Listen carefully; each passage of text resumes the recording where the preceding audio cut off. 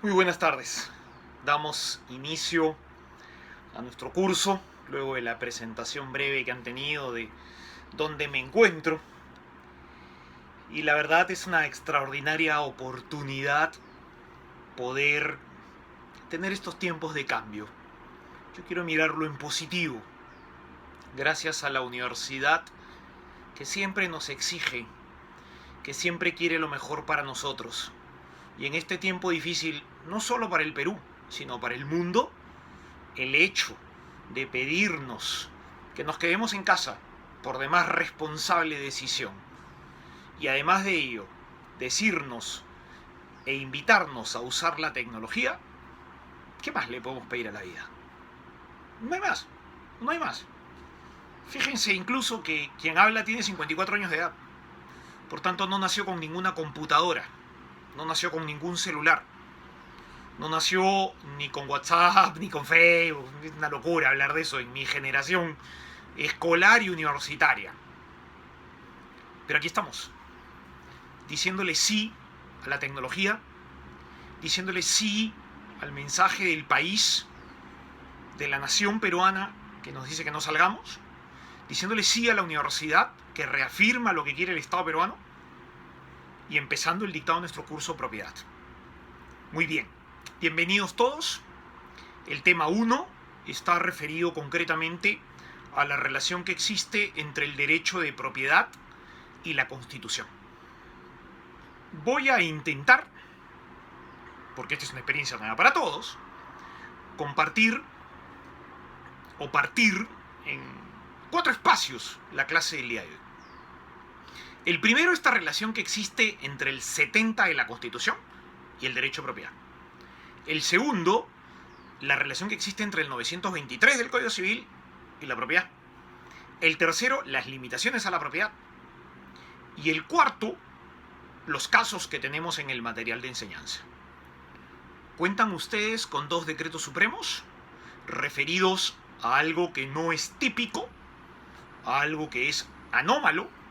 Y me refiero concretamente a la inversión que se puede hacer en las fronteras con nuestros vecinos, hermanos de Chile, de Brasil, de Ecuador, de Colombia, de Bolivia. Y 3 resoluciones del Tribunal Constitucional sobre distintas situaciones en las que se pudo haber visto afectado, o se vio afectado, el derecho de propiedad de 3 personas distintas. El caso Gildred, el caso Almonte y el caso Aspilla Anderson. Sin más, esta es la presentación del curso. Me olvidaba, un tema simplemente de metodología, y es que en esta primera clase, la primera hora de la misma, los primeros 45 minutos para hablar de horas académicas, están referidos al control que ustedes han tenido que desarrollar. La segunda hora de clase, los segundos 45 minutos de clase, son esta clase misma. Y la tercera parte de la clase, los terceros 45 minutos, estarán referidos a este intercambio que haremos virtualmente para saber qué dudas se generaron, qué no quedó claro, luego de haber leído el material de enseñanza, que en este momento ya se encuentra colgado en la paideia, y luego de escuchar y visualizar esta clase que hoy grabo para ustedes. Este es el contexto de nuestras 3 horas de la primera clase de nuestro curso Propiedad. Entonces vamos al tema concreto de la relación de la propiedad con el derecho constitucional. Me van a permitir, porque me acompañan, como es lógico, una serie de textos que me ayudan en el dictado de esta clase. Me refiero concretamente al artículo 70 de la Constitución. El artículo 70 de la Constitución, concretamente, tiene esta primera declaración de principios, y me refiero expresamente a lo siguiente. El derecho de propiedad es inviolable. Es decir, la norma fundamental, la primera norma de nuestro Estado, está declarando a la propiedad como una que no puede ser violada. Bajo esta lógica, entonces, todos deberíamos sentirnos absolutamente seguros con respecto al ejercicio de nuestro derecho de propiedad sobre las cosas, muebles e inmuebles. Luego, el 70 de la Constitución trae a colación ya no una declaración de inviolabilidad de la propiedad, sino un segundo nivel de declaración de principios, y me refiero concretamente al hecho de que es el Estado el que garantiza esta declaración de inviolabilidad de la propiedad. Es decir, la Constitución lo declara y el Estado sale al frente a respaldar lo declarado por el Estado. El Estado se compromete con todos a garantizar que la propiedad es inviolable. Tercer nivel de declaración de principios. Se refiere la Constitución al ejercicio del derecho a la propiedad y dice que este, es decir, el ejercicio del derecho de propiedad, se da en armonía con el bien común y dentro de los límites que la ley establece. Aquí hay que parar. Y hay que parar por los motivos expresados. Me refiero concretamente al hecho de que el Estado ha declarado inviolable la propiedad, el Estado garantiza que esa propiedad es inviolable, con lo cual nos da la tranquilidad del caso y nos dice: yo, Estado, me encargaré de que esta declaración de inviolabilidad se haga efectiva. Y por tanto, el ejercicio de ustedes propietarios sobre las cosas sobre las cuales detenten propiedad se hará efectivo y se ejercerá desde dos principios. Uno, en armonía con el bien común. Y dos, dentro de los límites de la ley. ¿El bien común qué es? El bien común es esa aspiración superior a la que deberíamos aspirar todos, valga la redundancia, a la que todos deberíamos decirle: yo voy hacia ti, yo quiero que cuando ejerza mi derecho de propiedad no afecte a nadie en el ejercicio del mismo, y por tanto que mi ejercicio de propiedad no signifique la exclusión de los demás. Que cuando yo ejerza mi derecho de propiedad, lo haga en armonía, en concordancia con lo que significa el bien para todos, el bien común. Todos sabemos que lo que yo acabo de expresar no necesariamente es compartido por los demás profesores universitarios. No voy a hablar si en mayoría o en minoría, porque en el derecho lo común es que podamos tener ideas, ejercicio de principios y posiciones distintas. Si no, esto sería muy aburrido. Lo que sí quiero decir en primera persona es que creo en que el derecho de propiedad tiene que ser ejercido aspirando a no dañar a los demás.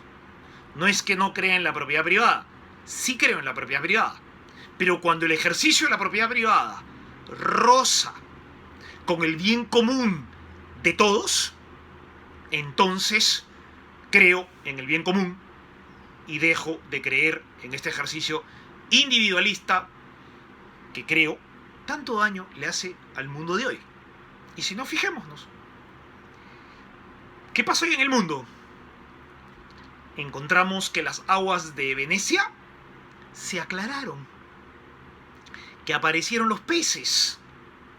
¿Qué pasa hoy en el mar de Punta Hermosa, en las orillas de Paracas, en el mar de la Costa Verde? ¿Y para qué irnos tan lejos? En el cielo de Lima.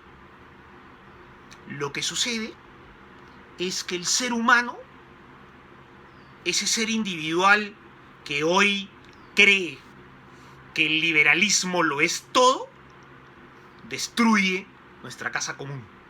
¿Y cuál es nuestra casa común? La tierra.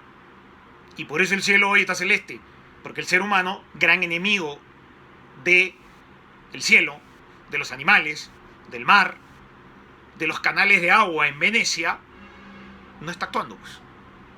Entonces ahí es donde digo que creo en el bien común. Creo en el bien común porque aspiro a un bien que beneficie a todos. También dice la Constitución que el ejercicio, además del bien común, o además de aspirar al bien común, debe ser ejercitado, valga la redundancia, dentro de los límites de la ley.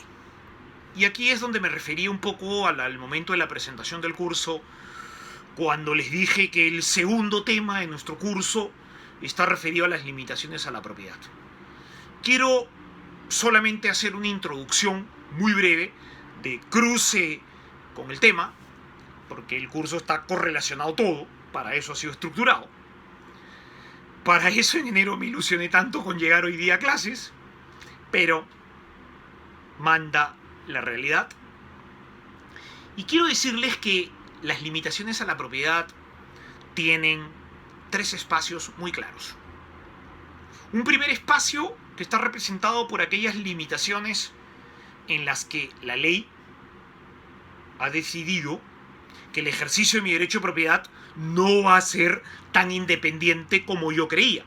Es decir, que cuando yo ejerza mi derecho de propiedad, no lo voy a poder hacer tan ilimitadamente como creía, tan absolutamente como creía, cuando leí mi declaración de principios en la doctrina. Me acompaña aquí el libro del famoso profesor Manuel Albaladejo, o cuando leí el 923 del Código Civil. La propiedad está limitada y la ley la puede limitar. Y esta limitación en Perú tiene nombre propio. Patrimonio cultural, limitación al derecho de propiedad. Áreas naturales protegidas, limitación al derecho de propiedad. Ley de medio ambiente, limitación al derecho de propiedad. Fajas marginales de los ríos, ley de recursos hídricos, limitación a la propiedad. Superficie limitadora de obstáculos, ley de aeronáutica civil, limitación a la propiedad. Derecho de vía, limitación a la propiedad. Entonces esto quiere decir, como lo veremos en la segunda lección, que mi propiedad puede estar limitada por ley. No expropiada, limitada. Segundo nivel de limitaciones. Aquellas que el Código Civil, y permítanme tomarlo, hace referencia concretamente cuando se refiere a las limitaciones por razón de vecindad. Y estas limitaciones por razón de vecindad reguladas entre el 959 y el 964 del Código Civil son limitaciones que manda también una ley, concretamente el Código Civil, pero con una sola razón. Y es una razón de tener una mejor relación entre vecinos. Y por eso se le llaman limitaciones por razón de vecindad. También quiero aclarar, sin adelantarme a la segunda lección de este curso, que el 961 y el 963 hoy me parece que ya no son limitaciones por razón de vecindad. Me refiero concretamente al tema de la explotación industrial de un predio y me refiero concretamente al tema de los depósitos nocivos para un propietario. Creo que estas dos limitaciones han dejado de ser limitaciones en razón de la vecindad y se convierten en limitaciones de orden público. ¿Por qué?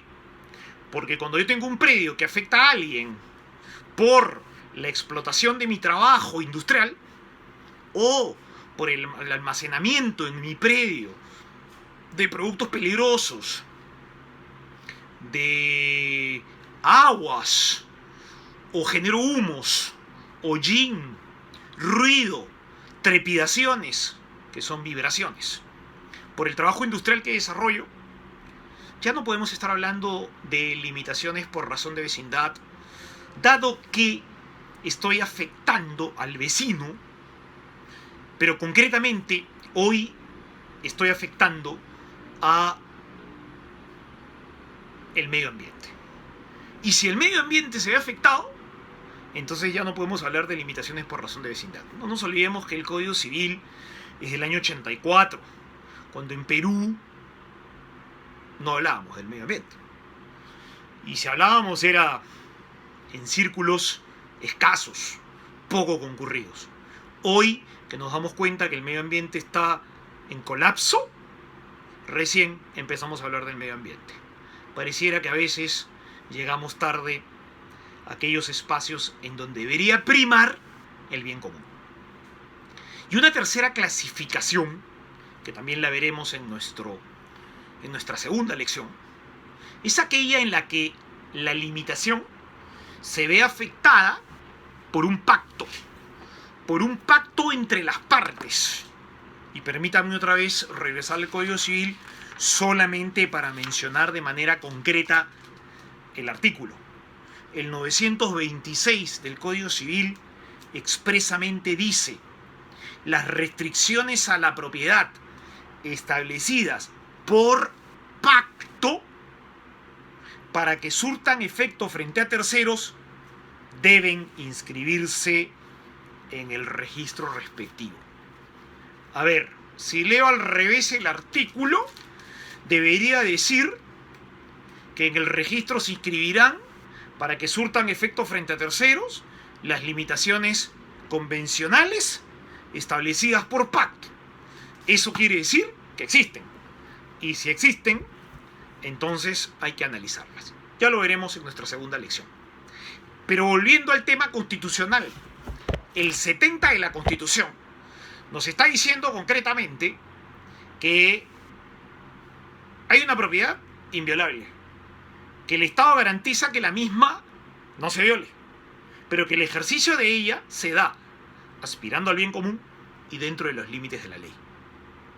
Bajo esta lógica, y al último, para cerrar el artículo 70 de la Constitución, la norma fundamental nos dice lo siguiente: a nadie puede privarse de su propiedad sino exclusivamente por razón de 1. Seguridad nacional, 2. Necesidad pública, declarada por ley y previo pago en efectivo de indemnización justipreciada que incluya compensación por el eventual perjuicio. Me preocupa. ¿Y por qué me preocupa? Porque el decreto legislativo 1192, cuyo texto único ordenado, ya que este decreto legislativo ha merecido 3 modificaciones a falta de una, el texto único ordenado lo tienen ustedes en el material de enseñanza, tienen también una lectura de mi autoría, perdonen que lo diga así, pero tengo que hacer referencia al material, en la que incluso soy muy crítico con el decreto legislativo 1192, porque creo concretamente que el decreto legislativo 1192 es inconstitucional.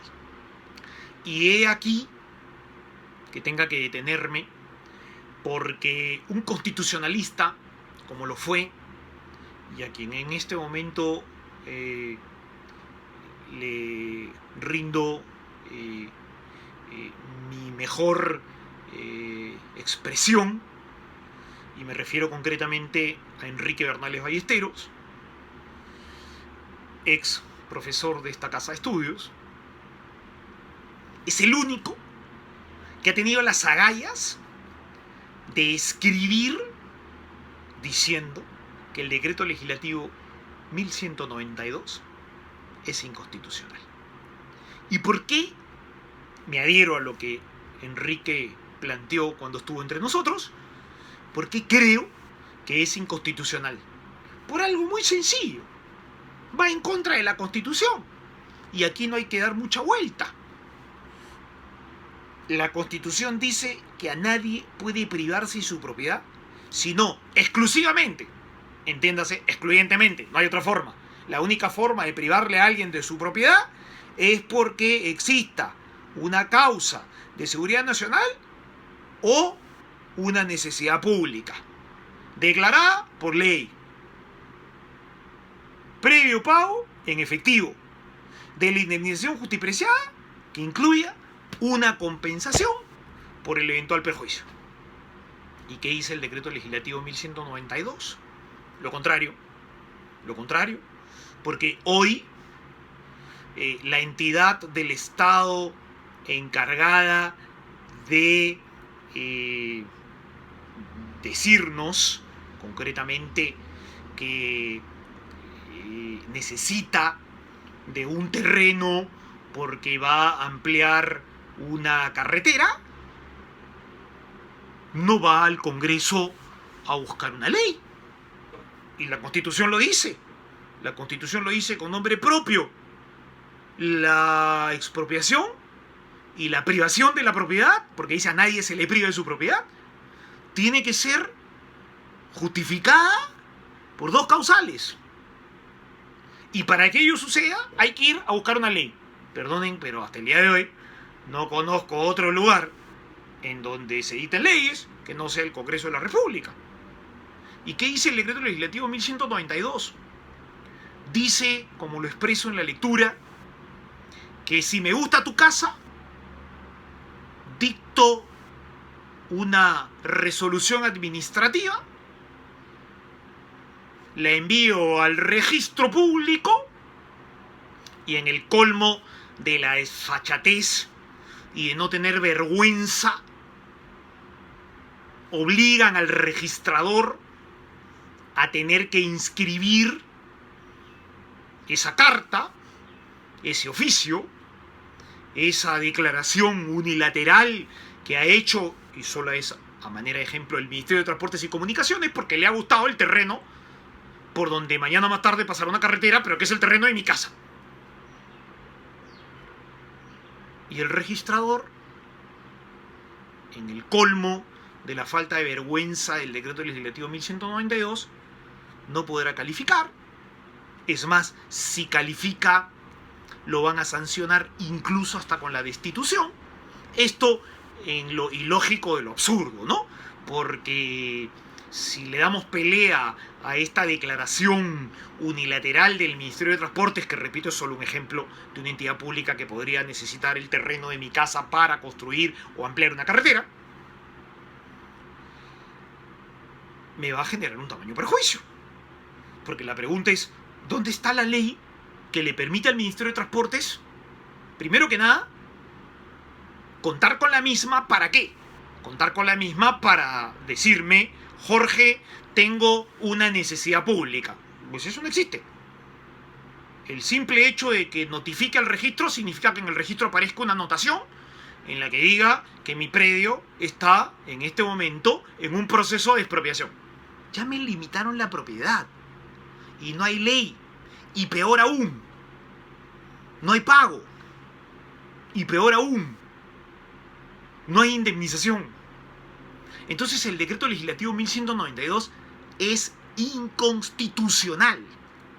Tan inconstitucional que los invito a buscar el artículo pertinente en el que dice, otra vez voy a usar la misma palabra que además la usa un literato peruano como lo es Mario Vargas Llosa, y me cuelgo de la expresión. En el colmo de la desfachatez, en el colmo de los colmos, han decidido que mi casa ya no sea mi casa. Sin ley. Y fíjense lo que dice el artículo del decreto legislativo 1192. Dice concretamente lo siguiente, en pocas palabras, porque yo no aprendo nada de memoria. Es más, ni siquiera sé el artículo. Sé dónde está y los invito a buscarlo. Que esta ley es la que rige para el proceso de expropiación. Y que tanto la Constitución, en su artículo 70, y el Código Civil se aplican supletoriamente. Esto es una locura y la verdad yo no conozco hasta ahora que una persona distinta o un constitucionalista distinto, no tengo nada contra ellos, por favor, tengo muy buenos amigos en el derecho constitucional, pero quien escribió y tuvo el interés para hacerlo y decir que la norma es inconstitucional fue Enrique Bernales Ballesteros. Me adhiero a su posición. Estoy en contra del decreto legislativo 1192. Porque además es un decreto legislativo que no solo violenta la Constitución, sino que además tiene nombre propio. Y en el momento que estamos viviendo en el país, no me refiero a la pandemia, me refiero al momento de la corrupción, que ha pasado a un segundo nivel. Ese decreto legislativo se hizo para la inversión en carreteras, en obras de infraestructura, que requieren de tierra, y que obviamente fue dictado en el gobierno del presidente Humala. Y por eso el título del artículo que ustedes han leído. Y entonces la pregunta es concreta. Si podemos llamar razón de la ley a esto, ¿para qué se editó ese decreto legislativo? Y si vamos un paso más allá, tendríamos que preguntarnos con hidalguía y con indignación, ¿para quién se editó este decreto legislativo? Pues la respuesta es evidente, ¿no? Los estoy viendo en sus casas en este momento y los estoy escuchando también. Para Odebrecht, pues. Ya es tiempo que los profesores universitarios, cual espacio todavía es un espacio digno, me refiero a los profesores serios, ¿ah? Me refiero a los profesores de universidades serias. Digamos las cosas como son. Y en este tema concreto de la propiedad, no podemos seguir conviviendo con un decreto legislativo hecho a la medida de un grupo de corruptos. Siempre mi esposa me dice, no te vayas a molestar. Y ahí he visto un video de un Congreso Nacional de Derechos Registrados hace 2 años en los que dije lo mismo y me terminé molestando. Bueno, me acabo de molestar, pues. Pero me acabo de molestar porque me indigna. Y no nos podemos quedar callados, ni mucho menos cruzados de brazos, siendo incoherentes e inconsecuentes con lo que el país necesita. Bien, no quiero salirme tampoco, ni dejar de lado, a este brillante maestro universitario que es Manuel Albaladejo, y a quien siempre sigo. El profesor Manuel Albaladejo nos dice concretamente que la propiedad es un poder, pero que es un poder limitado. Y concretamente expresa, poder pleno no requiere decir ilimitado.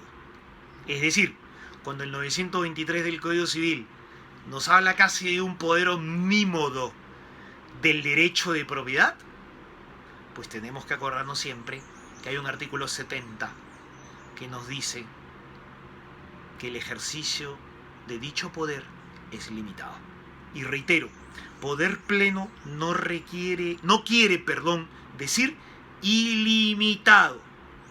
En efecto, por favor, la ley pone límites al derecho de propiedad. Es decir, por favor, establece unas fronteras más allá de las cuales no llegue el señorío que se reconoce al titular de la cosa. Más claro, ni el agua. No hay forma. Es decir, la propiedad se ejerce dentro de los límites de la ley y aspirando al bien común. Muy bien. Entonces, recapitulando. Hemos tocado el tema de la relación de la propiedad con el derecho constitucional. En todos y cada uno de los estamentos que el artículo 70 de la Constitución tiene.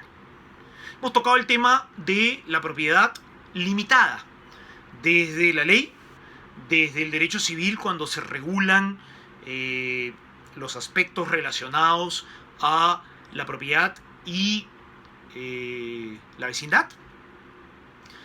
Me he referido también a la propiedad como tal desde el profesor Manuel Albaladejo, Y quiero cerrar esta primera parte de lo que es la propiedad y su relación con el derecho constitucional, refiriéndome concretamente al 923 de la propiedad, que ustedes lo conocen por demás. La propiedad es el poder jurídico que permite usar, disfrutar, disponer y reivindicar un bien.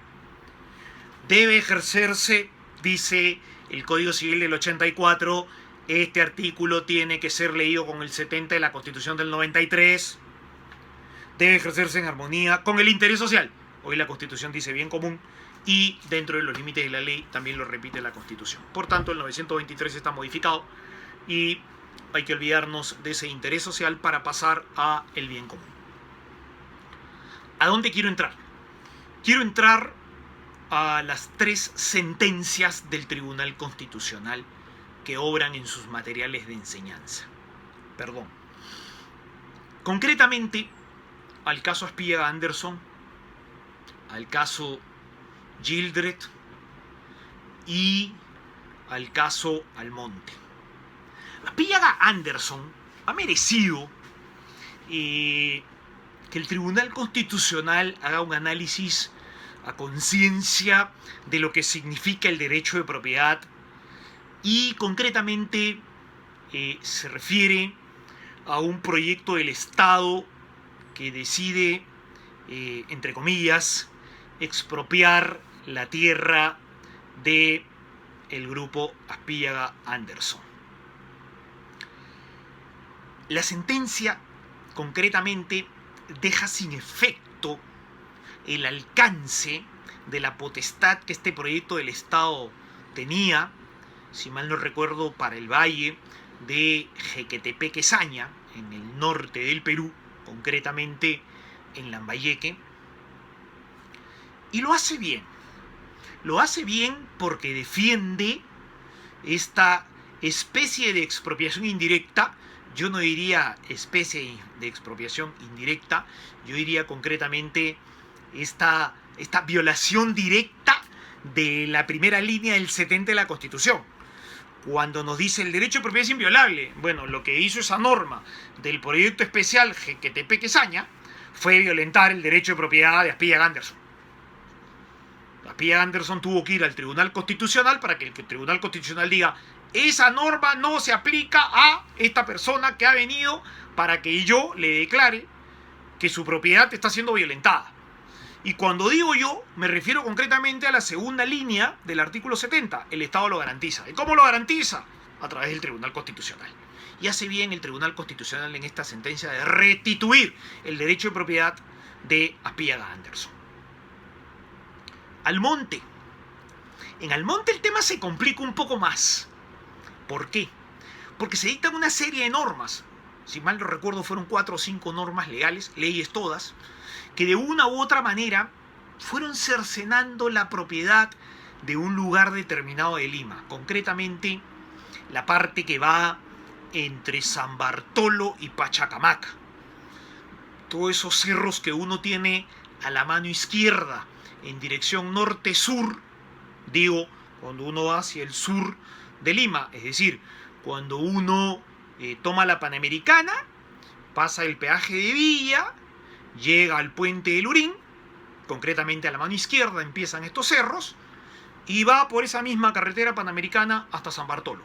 Toda esa franja de cerros, de una u otra manera, mereció hasta 5 leyes que de una u otra manera se encargaron de ir cercenando la propiedad de las personas.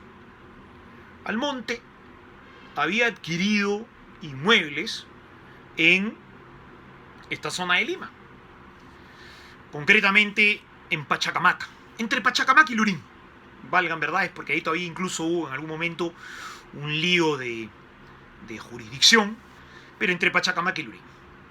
Y Almonte siente que una de estas leyes lo que está haciendo justamente es expropiar sin pago alguno, sin justificación de el pago de la indemnización justipreciada, y por tanto plantea una acción constitucional, una acción de amparo, contra esta norma ante el Tribunal Constitucional.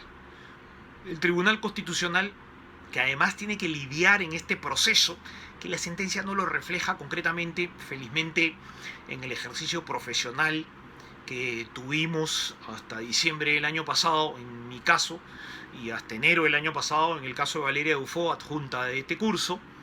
Tuvimos la oportunidad de revisar este caso por la compra que un cliente del estudio hizo de tierras en la zona, y nos dimos con la sorpresa de que uno de los grandes beneficiarios de estas leyes que intentó ejecutar en más de una oportunidad la Superintendencia de Bienes Estatales era Sedapal. O sea, más claro, el que dictaba las leyes era el Estado. El que ejecutaba las leyes era la Superintendencia de Bienes Estatales. Y el que se beneficiaba con las leyes era Sedapal. ¿Quién dictaba la ley? El Congreso. ¿Quién ejecutaba la ley? La Superintendencia de Bienes Estatales. ¿Quién se beneficiaba con la ley? Sedapal. ¿Quién es Sedapal? ¿Quién es la Superintendencia de Bienes Estatales? ¿Y quién es el Congreso? El Estado. Gracioso, ¿no? Muy gracioso, ¿no? Muy gracioso que este sea el caso típico del Estado versus el Estado. Es decir, es el Estado el que dicta ley, el que nombra a alguien para que le ejecute y el que tiene un beneficiario final. Y bajo esta lógica equivocada del Estado, Almonte se siente afectado y acciona contra el Estado para que el Tribunal Constitucional, el Estado, resuelva contra la ley que dictó el Estado, que tuvo como ejecutor a la SBN el Estado y que tuvo como beneficiario a Sedapal el Estado. Terrible. Esto no es un comercial, pero es de Ripley. De Ripley, como el Estado que se compromete, porque declara la inviolabilidad de la propiedad y después se compromete a garantizarlo, no lo hace. Tercer punto de análisis.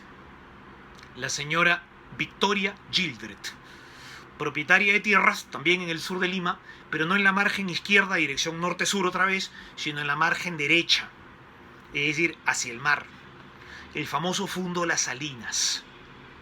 Y ella entiende que la propiedad que le corresponde alcanza más allá de lo que realmente ostentaba, de lo que realmente poseía. Y aquí viene un gran tema también, y que también por el ejercicio profesional que tuvimos en el estudio, otra vez Valeria y yo, pudimos comprobar revisando una serie de títulos archivados ante una consulta de otro cliente del estudio. Y me refiero concretamente al Fundo Las Salinas, como lo acabo de decir, en el que encontramos que producto de la ley de reforma agraria, que en el fondo fue una ley de expropiaciones, porque de reforma del agro no tuvo nada, y más bien se encargó de enfrentarnos a los peruanos unos contra otros, nos encontramos que habían una serie de malas inscripciones practicadas por un registro que en ese momento era rudimentario, eso es innegable, pero que por sobre todo en ese momento y hoy, eso no ha cambiado, no tiene catastro. Y en honor a la verdad, el registro no tiene por qué tener catastro, porque el catastro no tiene que estar dentro del registro.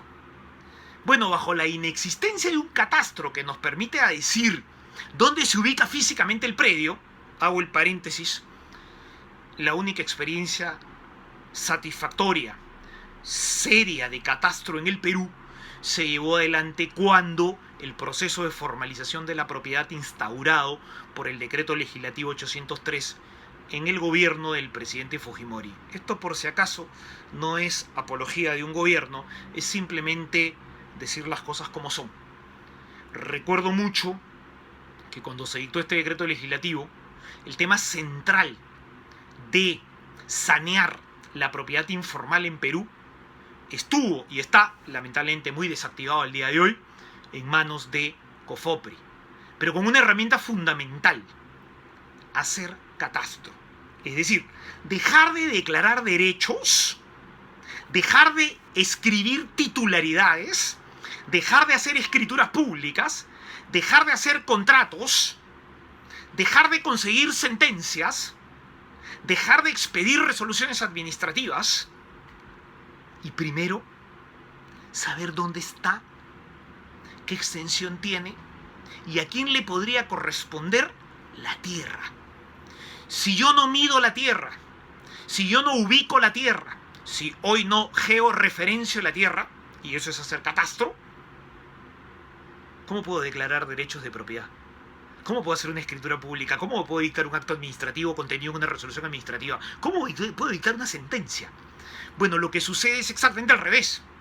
En el Perú, los derechos de propiedad siguen siendo declarados sin base catastral, sin referencia catastral alguna.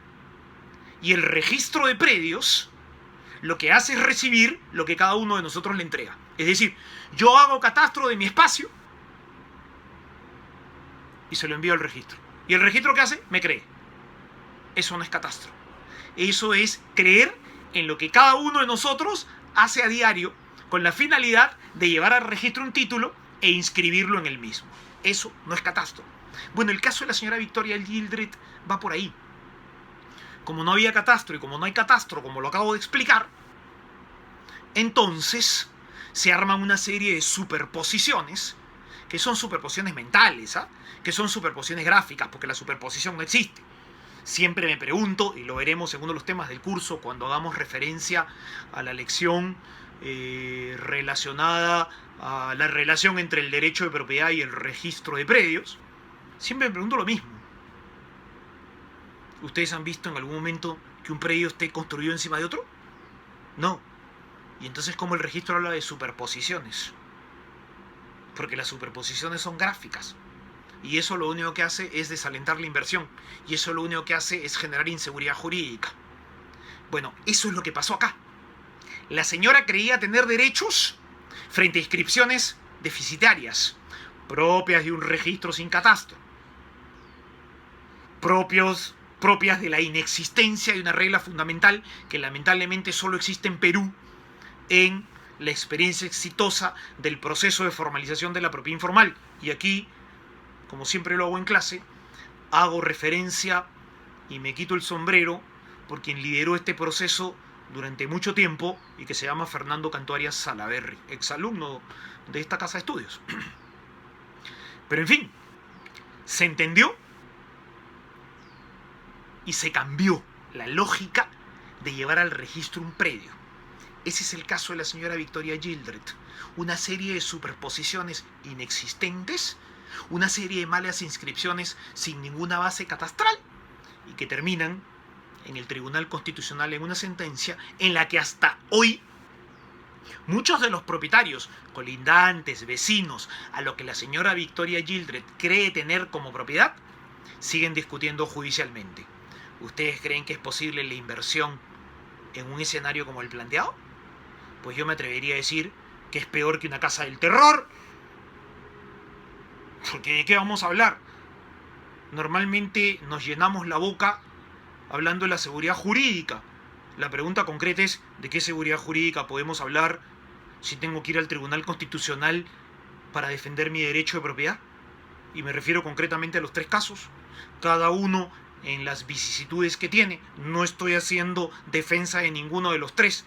Estoy refiriéndome concretamente al hecho concreto, perdón haber reiterado la palabra concreto, pero me refiero expresamente a tener que defender mi propiedad en sede constitucional. Y mientras tanto, vivo pendiendo de un hilo. Bueno, eso es lo que nos pasa. Y esa es la realidad.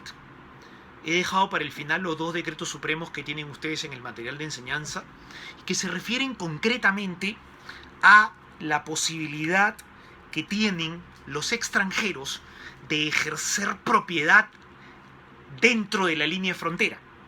El artículo 71 de la Constitución dice expresamente que cuanto a la propiedad, los extranjeros sean personas naturales o jurídicas, están en la misma condición que los peruanos, sin que en caso alguno puedan invocar excepción ni protección diplomática. Sin embargo, y aquí viene la excepción, que también es una limitación a la propiedad, pero que tiene excepción y justificación. Sin embargo, dentro de los 50 kilómetros de la frontera, los extranjeros no pueden adquirir ni poseer por título alguno minas, tierras, bosques, aguas, combustibles, ni fuentes de energía directa ni indirectamente, individualmente ni en sociedad, bajo pena de perder en beneficio del Estado el derecho así adquirido. Se exceptúa el caso de necesidad pública expresamente declarada por decreto supremo aprobado por el Consejo de Ministros conforme a ley. Ustedes tienen en el material de enseñanza no uno, sino 2 decretos supremos que constituyen esa excepción. Ese se exceptúa, ustedes lo tienen en el material de enseñanza con nombre propio. Quiero cerrar esta nuestra primera clase, hemos llegado a los 45 minutos exactamente, digo de 1 hora académica,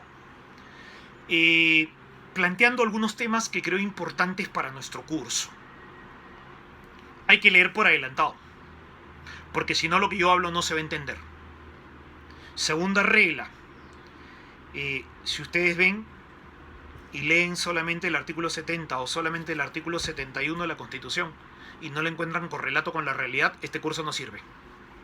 Este es un curso que tiene como soporte a los derechos reales, pero que tiene incidencia pragmática en la realidad nacional. Y por eso ustedes en el material de enseñanza van a encontrar tantas resoluciones, tantos casos, tantos modelos de contratos que hay que leer. Y que les pido, por favor, sean inquisidores con el curso. Lean y marquen lo que no entienden. Lo que no entiendan, perdón. Eso es lo malo de hacer una clase en vivo, pues uno se equivoca y hay que corregir rápidamente. Bien, el curso es doctrinario, casuístico y pragmático. Por eso nuestra tercera hora de clase está reservada y nos conectaremos el día del dictado del curso para que ustedes pregunten todo aquello que de las 3 sentencias del Tribunal Constitucional, de los 2 decretos supremos, de la lectura sobre la ley de expropiaciones, de la lectura de la ley de expropiaciones y de lo dicho hoy durante casi 50 minutos, no ha sido entendido, no les gustó, y podamos generarnos el espacio de discusión que, como siempre lo digo y no dejaré de decirlo, es el sentido de la universidad. Si en la universidad no se discute, si en la universidad no se discrepa, la pregunta concreta es: ¿para qué sirve la universidad? Quiero agradecerles su tiempo, quiero invitarlos por favor a leer, porque esta clase va a estar colgada antes de nuestra clase formal cuando se dé inicio a nuestro curso. Y reitero, por favor, y lo digo en primera persona, si en algo me equivoqué, acuérdense que esto es algo totalmente nuevo, tanto para ustedes como para mí. Y acuérdense también que no debemos salir de nuestras casas, que este es un tiempo fantástico para leer, para meditar, para estudiar, para escribir, para producir intelectualmente, para no contaminar el mundo, para estar en familia, para disfrutar de la vida que a veces es tan rápida y de la cual nos quejamos. Esta segunda semana o inicio de segunda semana de estar en casa, creo que es un regalo para nuestras vidas. Aprovechémoslo, por favor. Los voy dejando tomando un poco de agua, porque no se puede tomar otra cosa, e invitándolos nuevamente, por favor, a leer. Aprovechen este tiempo, chicos. Será un gusto vernos pronto virtualmente en un principio, y ojalá, como no, como todo profesor universitario lo anhela, vivencialmente. Qué ilógico es a veces lo que uno planifica. Yo intenté llevar mis clases a los sábados, y eso es lo que pedí a la universidad, para disfrutar más de la universidad. ¿Y qué resulta? Que no podemos empezar las clases. Fantástico. Bien, quiero compartir, como siempre lo hago en clase, con un tema que no tiene nada que ver con el derecho, pero que tiene que ver mucho con la vida. El libro La Resistencia, de este fantástico autor que se llamó Ernesto Sábato, me ganó, y quiero compartir con ustedes esto que la pandemia ha dejado de lado, pero que no podemos dejar de mirar. Quienes se quedan con los sueldos de los maestros, quienes roban a las mutuales o se ponen en el bolsillo el dinero de las licitaciones, no pueden ser saludados. No debemos ser asesores de la corrupción. No se puede llevar a la televisión a sujetos que han contribuido a la miseria de sus semejantes y tratarlos como señores delante de los niños. Esta es la gran obscenidad. ¿Cómo vamos a poder educar si en esta confusión ya no se sabe si la gente es conocida por héroe o por criminal? Dirán que exagero, pero ¿acaso no es un crimen que a millones de personas en la pobreza se les quite lo poco que les corresponde? ¿Cuántos escándalos hemos presenciado? Y todo sigue igual. Y nadie con dinero va preso. La gente sabe que se miente, pero parece una ola de tal magnitud que no se la puede impedir. Esto hace sentir impotente a la gente y finalmente produce violencia. Y la pregunta concreta es, ¿hasta dónde vamos a llegar? Lo dejo con este pensamiento que es parte del libro La Resistencia de Ernesto Sábato. Les agradezco muchísimo su tiempo. Les he robado algunos minutos más, son 51 minutos los que estoy hablando. Y espero verlos pronto, primero virtualmente y más pronto todavía, porque extraño estar en el aula universitaria con ustedes en clase.